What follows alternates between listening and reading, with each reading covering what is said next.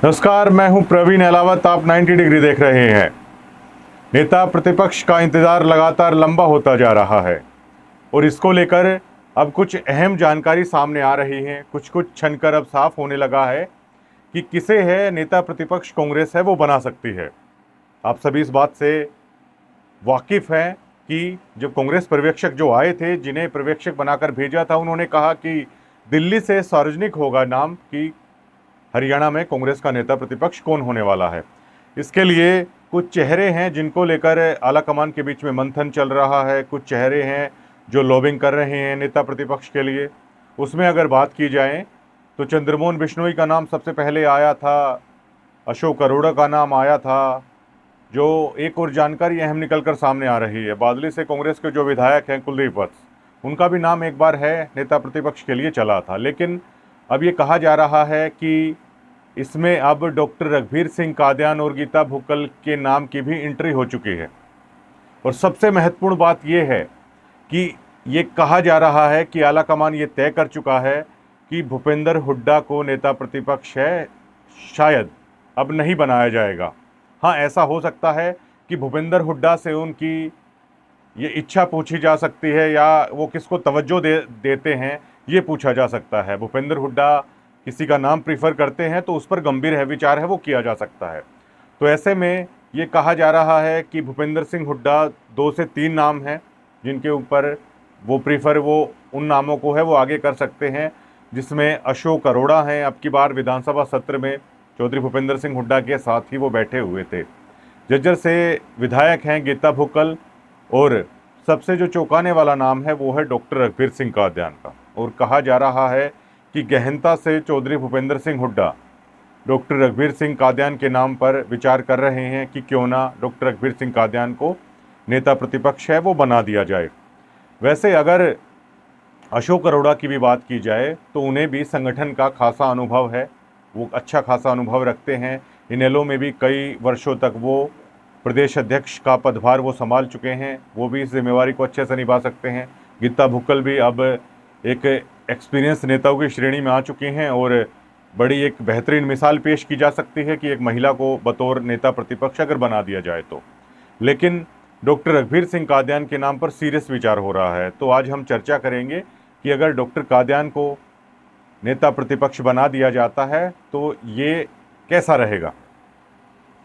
वैसे अगर देखा जाए तो विधानसभा में सबसे मौजूद जो विधायक है उसमें सबसे एक्सपीरियंस विधायक डॉक्टर रघुवीर सिंह कादियान हैं। अब की बार प्रोटेम स्पीकर की जिम्मेदारी है उन्हें दी गई। 7वीं बार वो विधायक बने हैं और सबसे अच्छा खासा अनुभव डॉक्टर रघुवीर सिंह कादियान एंटी बीजेपी राजनीति का वो रखते हैं। क्योंकि ऐसा हम इसलिए कह रहे हैं कि 2 बार जब बीजेपी अपने पूरे स्वैग में थी, पूरा माहौल था। हालांकि देखिए अब की बार 48 सीटें आई हैं, लेकिन ये कोई नहीं कह रहा था कि अब की बार नतीजे चौंकाने वाले हैं कि बीजेपी का उस तरह का माहौल नहीं था जितना एक बार 75 पार में देखा होगा, एक बार मोदी लहर में है वो देखा होगा।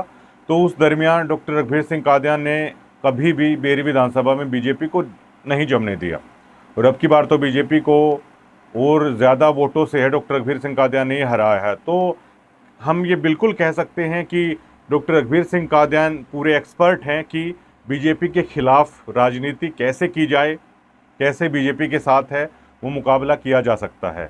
और अच्छा खासा वो अनुभव भी रखते हैं। अब की बार विधानसभा में जिस तरह से अनिल विज पर उन्होंने तंज कसा कि आपकी सूत बैठ गई, निर्दलीय चित्रा सरवारा हैं वो आ गई, वरना आप यहाँ पर बैठे हुए नहीं मिलते। और डॉक्टर कादियान वैसे भी जाने जाते हैं अपने विधानसभा में